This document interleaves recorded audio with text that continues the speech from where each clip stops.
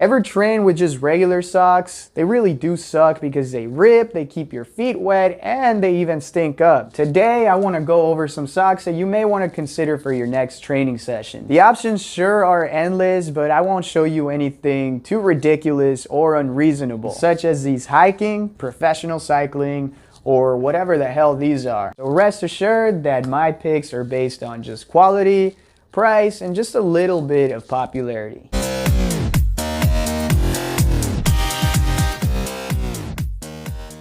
Now, before I get into my personal picks, let me go over some quick tips that you may want to consider when choosing the perfect performance sock. Now, the very first thing you want to consider is the fabric. You want to make sure that your socks are not 100% made of cotton, because cotton does not wick away sweat. It holds on to heat and moisture. Instead, you want to look for polyester, nylon, wool, and even bamboo. Socks without the right amount of compression leads to them to slip and rip, which causes blisters and chafing. And trust me, you want to avoid these things at all costs, because that will determine how good your performance will be at your next training session. The next thing you want to also consider is this thing called the seam, which is this little fabricy bar that runs across the toe area of the sock. Instead, look for seamless socks or hand stitched seams, because that will be a lot softer on your feet, reducing the chance of chafing and also blisters. The next thing you may want to consider is going to be how comfortable the sock is. Now, this one's more of a preference depending on the activity you're going to be doing.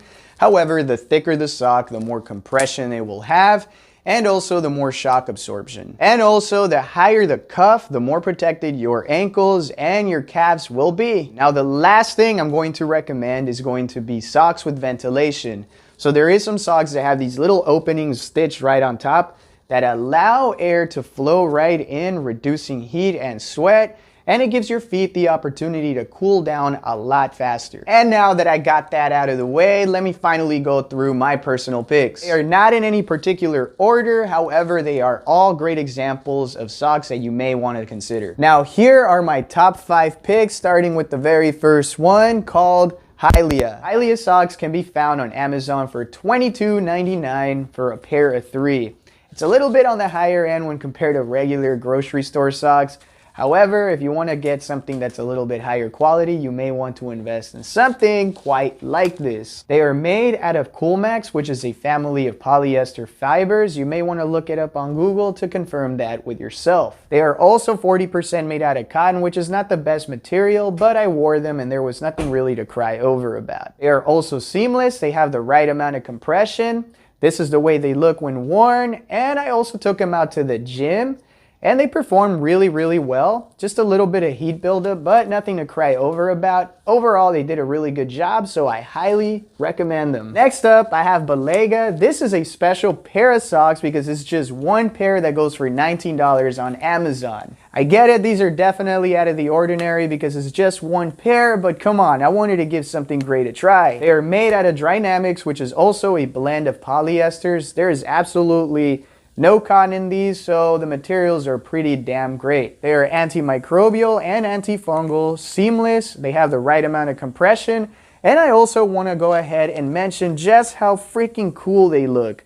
This looks like something Buzz Lightyear would wear, except it would be the real Buzz Lightyear, not that new trash they just came up with. This is the way they look when worn, and I also took them to the gym and they performed very good.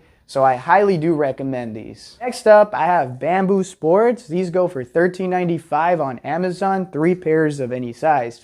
I picked these out because I did find it pretty interesting that they were made out of bamboo, and I don't have anything made out of this. 80% bamboo, 15% polyester, 5% spandex, so the materials are actually very promising. Bamboo is also antimicrobial, so it keeps odors away and is excellent at sweat wicking. These are also seamless, they're very well ventilated. This is the way they look like when you wear them. Of course, I took them to the gym as well.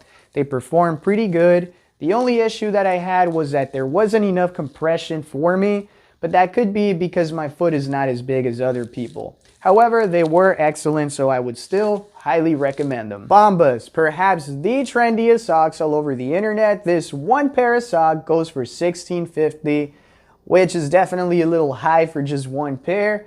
but it did meet my expectations. If you go over to their website, they will give you a little quiz that will help you determine what sock is best for you. As we know, not all socks are created equal, so it picked this one out in particular, which is great at sweat wicking, has great cushioning, and it's also seamless. This is the way they look like when worn. Of course, I also took these to the gym. You can't really tell because they're no-shows, but believe me, they are there, all right? My final word on Bombas is that they did an excellent job, so I do highly recommend them. And last but not least, I have Nike Spark Lightweight. They have the heavier ones that are better at shock absorption. However, I picked these out because I wanted to pick something out for people that are more into cardio and running. So these are more for runners, however, they can be used for pretty much anything performance-wise. Nike Spark Lightweight can be found on their website for $18 a pair. They are mainly made out of nylon and there's absolutely no cotton whatsoever in these. They're seamless and they're also extremely well ventilated. This is the way they look like when worn. Of course, I also took these out to the gym.